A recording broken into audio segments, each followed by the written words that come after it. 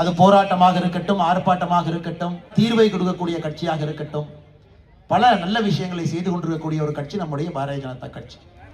இன்னைக்கு இந்த யாத்திரை முடிந்த பிறகு மாநில தலைவருடைய வருகையை ஒரு பெரிய பொதுக்கூட்டமாக நடத்தி காட்டிக் கொண்டிருக்கக்கூடிய எல்லா திருப்பூர் மாவட்டத்தினுடைய எல்லா தலைவர்கள் தொண்டர்களுக்கு என்னுடைய நெஞ்சார்ந்த நன்றிகளையும் கூட தெரிவித்துக் கொள்கின்றேன். காரணம், தேர்தலுக்கு இன்னும் சரியாக ஒரு 80 நாட்கள் தான் இருக்குது.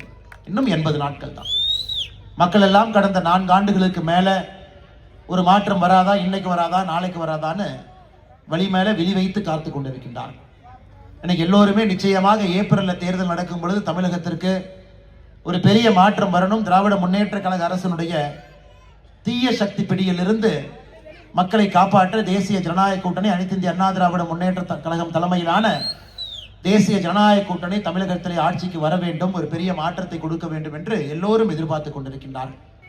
அது இளைஞர்களாக இருக்கட்டும், தாய்மார்களாக இருக்கட்டும், பெரியவர்களாக இருக்கட்டும், ஏன் திராவிட முன்னேற்ற கழகத்தினுடைய தொண்டர்களாக கூட இருக்கட்டும், எல்லோருமே இன்னைக்கு ஒரு மாற்றம் வர வேண்டும் என்று இருக்கக்கூடிய நிலைமையை அப்பட்டமாக வெளிப்படையாக நாம் பார்த்து கொண்டிருக்கின்றோம். அருமை சொந்தங்களை, இன்னைக்கு திருப்பூர் நகரத்தை பொறுத்தவரை இந்தியாவினுடைய ஒரு பீனிக்ஸ் பறவையாக இருக்கக்கூடிய ஒரு நகரம்.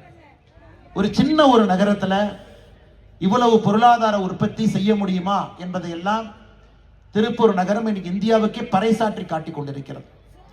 50,000 கோடி ரூபாய்க்கு மேல உள்நாட்டு உற்பத்தி திறன்ல திருப்பூரினுடைய பங்கு, 80,000 கோடி ரூபாயை தாண்டி ஏற்றுமதியில திருப்பூர் நகரத்தினுடைய பங்கு.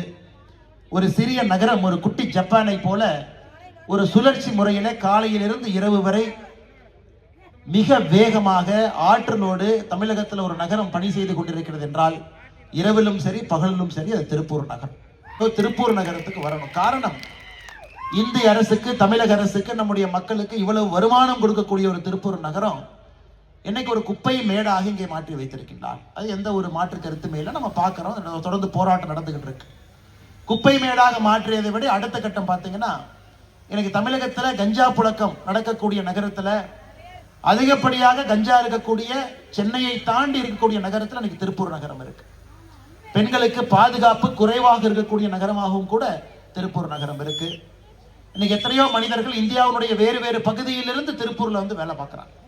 ஒரு நம்பிக்கையோடு, திருப்பூர் மக்களின் மீது ஒரு நம்பிக்கையோடு இங்க வந்து பீகார்ல இருந்து, ஜார்க்கண்ட்ல இருந்து, ஒரிசாவில் இருந்து நம்முடைய சகோதர சகோதரிகள் எல்லாம் இங்கே திருப்பூர்ல வந்து வேலை பார்க்கிறாங்க. நம்முடைய வளர்ச்சிக்கு அவர்கள் காரணமாக இருக்கின்றார்கள். அவர்களுக்கும் இன்னைக்கு பிரச்சனை தான்.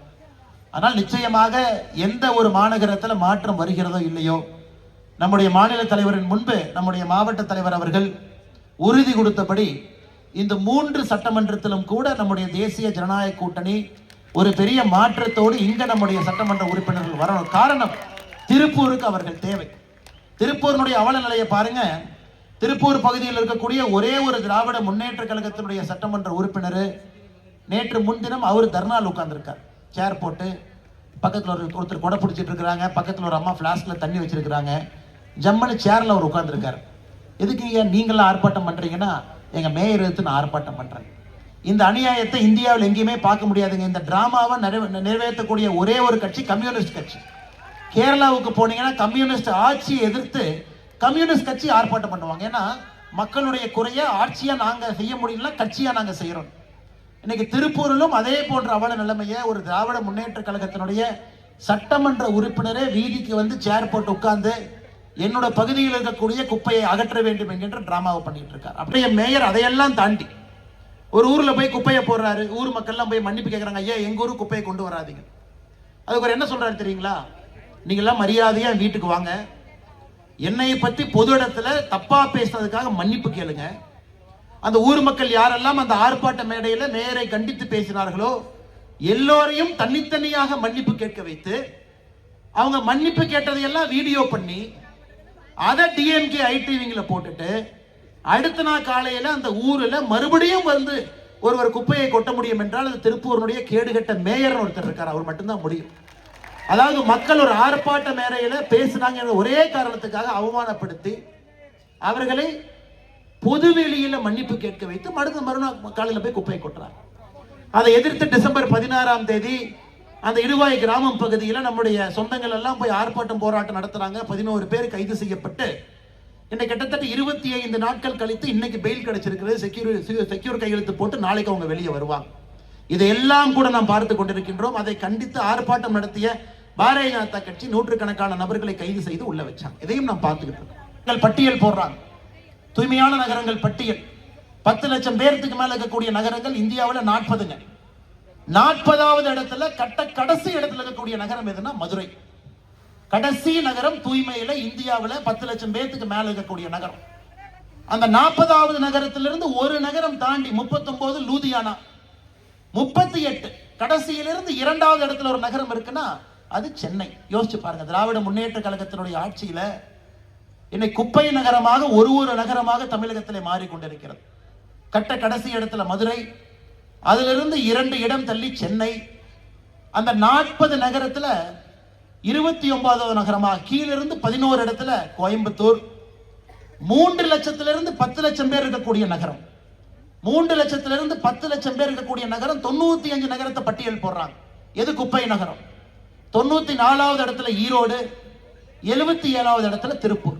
இதை விட வெட்கக்கேடு எங்கேயுமே இருக்க முடியாது.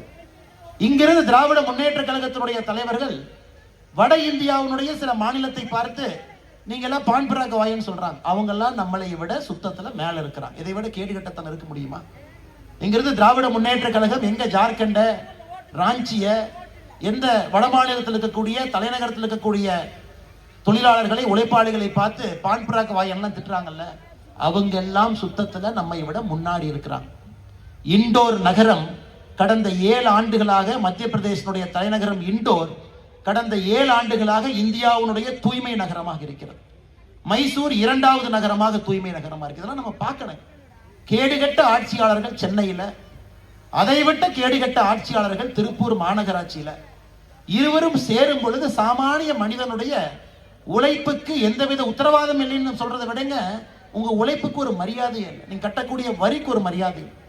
தண்ணி வரி, கரண்ட் வரி, சொத்து வரி, எந்த வரி கட்டினாலும் கூட இவர்கள் செய்ய வேண்டிய எந்த வேலையும் செய்யாதனால இன்னைக்கு குப்பை நகரமாக, பெண்களுக்கு பாதுகாப்பு இல்லாத நகரமாக தொடர்ந்து மாற்றி கொண்டிருக்கின்றார்கள். இதையெல்லாம் இந்த இடத்துல நீங்க நல்லா ஞாபகம் வச்சுக்கணும். நம்ம ஓட்டு எதுக்கு போடுறோங்க ஐயா? ஓட்டு போட்டு வரக்கூடிய ஆட்சி என்பது 3 அடிப்படை விஷயங்களை ஒரு மனிதனுக்கு செய்யணும். முதல் விஷயம் என்பது உயிருக்கு உத்தரவாதம். ஒரு அரசனுடைய தலையாய கடமை உயிருக்கு உத்தரவாதம். எல்லோரும் பாதுகாப்பா இருக்கணும். ஏன்னா அரசு கையில தான் அந்த பொறுப்பு இருக்கு. காவல்துறைக்கு அந்த அதிகாரத்தை கொடுத்திருக்கிறோம். நம்ம மேல யாராச்சும் கை வச்சா கூட அதிகாரத்தை பயன்படுத்தி நம்மளை காப்பாற்றணும். முதல் வேலை. 2வது நம்முடைய சொத்தை பாதுகாப்பது. நாம் சம்பாதித்த சொத்தை பாதுகாக்கணும். 3வது நாம் வசிக்கக்கூடிய பகுதியில வசிக்கும் அளவுக்கு ஒரு வசதியை ஏற்படுத்தி கொடுக்கணும். ஒரு அரசு செய்ய வேண்டியது 3 வேலை மட்டும்தான். இதை தாண்டி தான் மற்ற வேலை. ஆனா இந்த முதல் 3 வேலையுமே மிக கேவலமாக, மிக மோசமாக செய்து 0 மார்க்னு சொன்னா கூட கேவலங்க, நெகட்டிவ் மார்க் போட்டா கூட கேவலம். அவ்வளவு மோசமான 4 ஆண்டு காலம் ஆட்சி நடத்திவிட்டு முதலமைச்சர் ஐயா ஸ்டாலின் அவர்கள் இன்னைக்கு மேடைக்கு ஏறி பேசுறாரு. நம்ம முதலமைச்சருக்கு வந்து பாத்தீங்கன்னா குடியரசு தின விழாவுக்கும் சுதந்திர தின விழாவுக்குமே எப்பொழுதுமே பிரச்சனை அவருக்கு. எப்பவுமே பிரச்சனை. எப்ப கேட்டாலும் மாத்தி சொல்லுவார். இன்னைக்கு புதுசா என்ன ஆரம்பிச்சிருக்காருன்னா, எத்தனை சதவீத வாக்குறுதிகளை நிறைவேற்றிருக்கணும் புதுசா ஆரம்பிச்சிருக்கிறார். போன செப்டம்பர் மாசம், செப்டம்பர் 2023 99% வாக்குறுதி முடிச்சிட்டேன். போன மாசம் 94% முடிச்சிட்டேன். போன வாரம் 90% முடிச்சிட்டேன். இன்னைக்கு காலையில 80% முடிச்சிட்டேன். ஐயா, எங்கேயாச்சும் இந்த அநியாயத்தை பார்த்துருக்கீங்களா?